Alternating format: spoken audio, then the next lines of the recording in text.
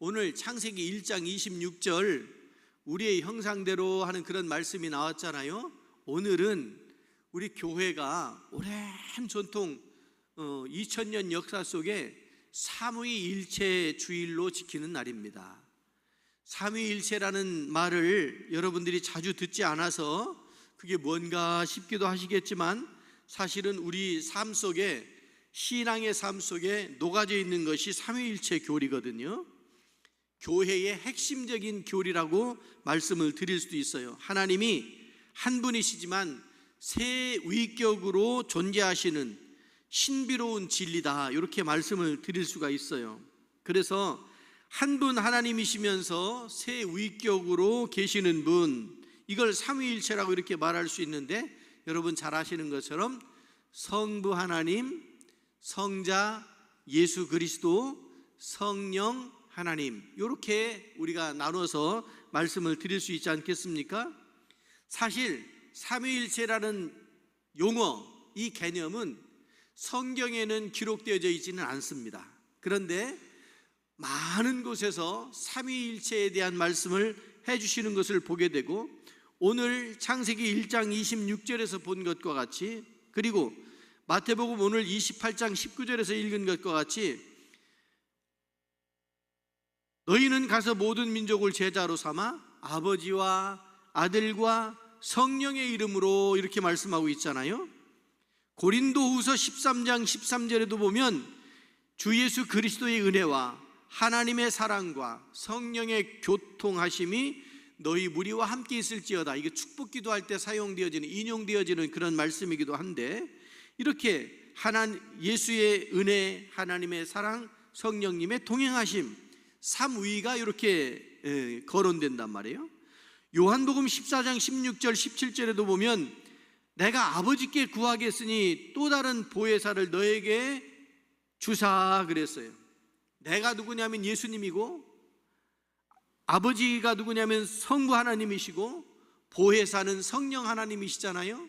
이런 내용들이 성경에 있어서 이거를 한마디로 삼위일체, 영어로는 트리니티, 이렇게 이런 개념으로 사용하면서 하나님을 더 잘 알아가고 하나님의 뜻을 찾아가는 것이 오늘날 교회여야 된다.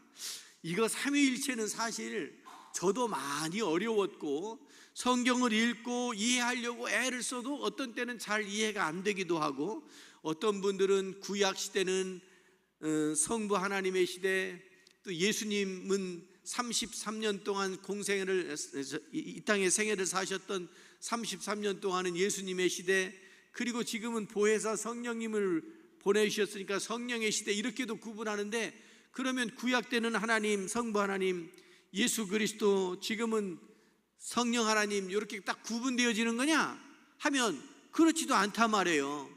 좀 이해하기 어렵고 그렇기는 하지만, 그래도 여러분, 우리가 흔히 많이 인용되어지고 비유로 이야기하는 것 중에 물을 이야기하잖아요. 물은 물이 있고 수증기가 있고, 그 다음에 얼음이 있어서 고체와 액체와 기체로 나누어서 이렇게 설명이 되어지는데, 그 따지고 보면 화학기호로 보면 그 H2O로 하나잖아요. 그렇게 이해하기도 하고, 그 다음에 하늘에 해가 있는데 이 해는 태양이라고 하는 그 본체가 있고 빛이 있고, 빛을 받으면 열이 나잖아요. 이렇게 본체와 빛과 열로 설명하기도 하고, 삼위일체를. 그런데 그것만이 전부냐? 그렇게 하면 설명이 다 되냐 하면 완벽하지는 않지만, 그래도 설명하려고 애를 쓰는 그런 모습을 보게 돼요. 그런데 가끔 이 삼위일체 교리 때문에 주장을 잘못하는 사람들이 있어서 이단에 빠지기도 하고 그래요. 그 대표적인 것이, 하나님이 한 위격이 상황에 따라 아버지가 되기도 하고 아들이 되기도 하고 성령이 되기도 하고, 이거를 좀 어려운 말이지만 양태론이라고 이렇게 얘기해요. 여러분, 하나님은 하나님만 계시고 성령님은 성령님만 계시고, 그게 아니래잖아요. 세 분이 함께 역사하고 함께 동역하시고 우리와 함께 하신다고 말씀하시잖아요. 그래서 이렇게 주장을 잘못했던 사람들을 양태론자, 그래서 이단이라고 이야기했고, 또 하나 있어요. 예수님은 피조물이어서 하나님과 동등하지가 않다, 마리아에게 태어나지 않았냐, 사람이지 않냐, 이렇게 주장한 사람들이 300년대 때 아리우스주의라고, 이 사람들이 이단으로 판명이 돼가지고 교회에서 출교당하는 그런 일이 있었단 말이에요. 그럴 정도로 삼위일체 교리는 중요했고, 그리고 우리는 하나님을 삼위일체로 잘 믿어나가는 것이 필요하다. 여러분, 신비라고 이야기했는데 이해가 되어지지 않으니까 사람들은 합리적인 사고, 과학적인 사고, 내가 이해되어진 것만 믿겠다고 이야기하는데, 그런 사람들도 있는데, 여러분, 인간의 한계를 인정하지 않는 거예요. 어떻게 우리가 다 알 수가 있겠어요? 저는 제가 아직 깨우치지 못해서 그런지, 아니면 지식이 부족해서 그런지, 아니면 미련해가지고 무식해서 그런지, 저는 지금도 참 신비로운 것이 뭐냐면, 여러분 신비로운 것을 인정하실 수 있기를 바랍니다. 뭐가 신비로우냐면, 제가 지금 설교하고 있잖아요. 말하고 있잖아요. 이 말이 어떻게 해서 나와요? 입에, 혓바닥에 구강구조에 의해서 말이 나와요? 목구멍을 통해서 폐에 있던 바람이 나오면서 소리가 나와가지고 그게 말이 돼요? 아니, 그런 물리적인 거 말고 말이 생각에서 나오는데, 머릿속에서 그 뇌의 뉴런 활동이 어떻게 이거를 말로 만들어가지고 이게 나오게 되느냐. 저는 이거 참 어려워요. 어때요? 여러분들은 다 이해가 돼요? 말이, 우리의 생각이, 마음먹은 것이, 생각된 것이 언어적 표현으로 나오는 이것이 이해가 되어지느냐고요. 모르겠어요. 제가 이과가 약해서 그런지는 모르겠어요. 그런데 하나님의 신비를 그래서 인정하지 않을 수가 없습니다. 하나님께서 우리에게 신비로움을 통하여서 우리에게 기적을 베푸시고 우리의 인생의 문제들도 해결해 주시는 분이신 줄로 믿습니다. 하나님이 이르시되 우리가 우리의 형상을 따라 우리의 모양대로, 이 복수로 쓰잖아요. 복수. 또 구약 성경에 보면 하나님을 히브리 말로 뭐라고 써느냐면 엘로힘이라고 써요. 엘로힘. 근데 엘로힘이 복수의 개념이에요. 하나가 둘, 셋. 하나가 아니고 둘, 셋, 복수로 얘기하는 거예요. 그때 엘로힘이라고 이야기하고, 구약 성경에서 이미 창세기부터 엘로힘이라고 하는, 태초에 하나님이 천지를 창조하시니라 했을 때 그 하나님, 창세기 1장 1절에 나오는 하나님을 복수로 쓰고 있다고요. 이미. 그러니까 하나님의 존재 자체는 이미 이 땅을 지으시기 이전부터 복수로, 삼위일체로 존재하고 계셨다라고 하는 것을 우리가 알게 되는 거죠. 우리의 형상대로 사람을 만들자 그랬거든요. 여러분, 강이 있잖아요. 강이 큰, 물줄기가 큰 강이 있는데, 이 강이 여기서도 내려오고 저기서도 내려오고 또 내려오고 여러 줄기로 내려오지만 결국은 어디로 가요? 결국은 바다로 들어가요. 제가 어렸을 때 비가 오면, 여러분 초등학생 때 비 오면 아침부터 우산 준비해가지고 가지 못하잖아요. 비 오면 비를 어떻게 맞아요? 쫄딱 맞지 뭘.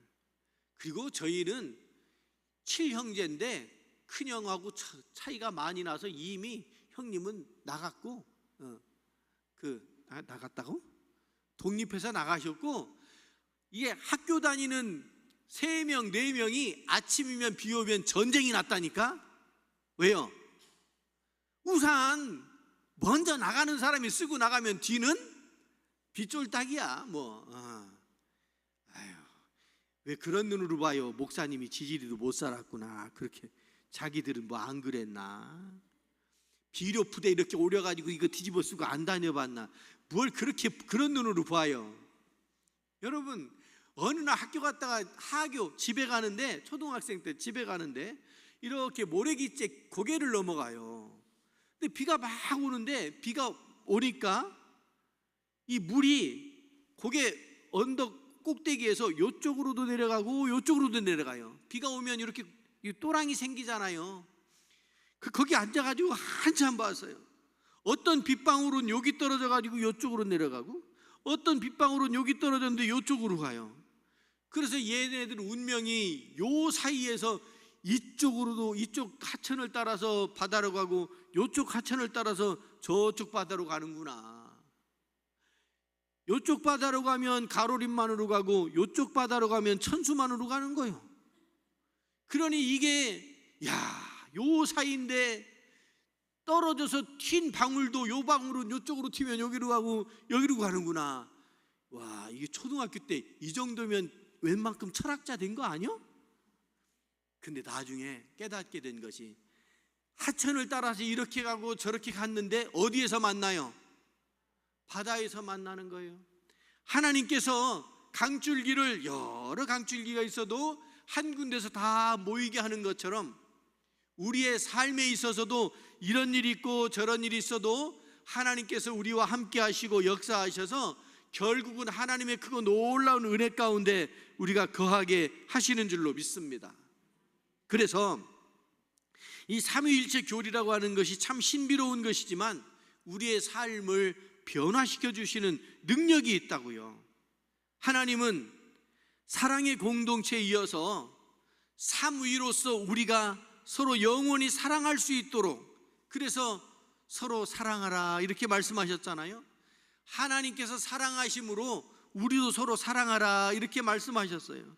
그리고 하나님은 함께 일하시는 분이에요. 성부 하나님도, 성자 예수님도, 성령 보혜사 성령님도 우리를 함께 하셔서 인도하시고 은혜를 베푸시고 위로하시고 능력 주시고, 슬픔 중에 있으면 그 슬픔을 이겨낼 수 있게 하시고, 고난 중에, 고통 중에, 통증 중에 있으면 그 고난도 고통도 통증도 이겨낼 수 있게 하시고, 마음속에 불편함이 있어서 막 힘들 때에도 우리 주님께서 보혜사 성령님으로 오셔서 우리를 위로하시고 새 힘을 허락하시는 줄로 믿습니다. 여러분들은 혼자가 아니고 삼위일체 하나님께서 우리와 함께 하시는 줄로 믿으시기를 바랍니다.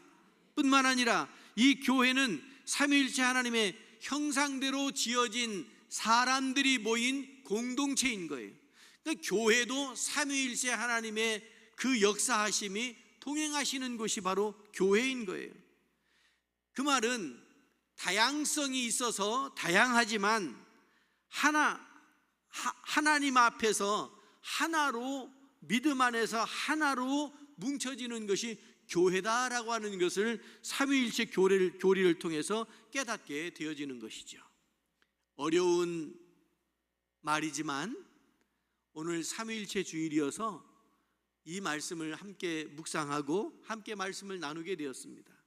여러분, 사람의 생각이 서로 다 다를 수 있어도 믿음 안에서 하나가 될 수 있기를 주의 이름으로 축원합니다. 여러분의 삶의 형편이 다 서로 이렇게 저렇게 이런 때 저런 때가 있어도 삼위일체 하나님께서 우리와 함께 하시는 줄로 믿습니다. 하나님의 은혜가, 삼위일체 하나님의 은혜가 여러분에게 가득하기를 주의 이름으로 축원합니다. 기도합니다. 자비하신 하나님 아버지, 하나님의 신비를 저희들에게 조금이라도 드러내 보여주셔서 감사를 드립니다. 아버지의 사랑 안에서, 아들 예수 그리스도의 구속하심 안에서, 성령의 능력 안에서 살아가게 하옵소서. 하나이신 하나님을 경배하며 새 위격 안에서 역사하시는 하나님의 은혜를 누리며 살게 하여 주옵소서.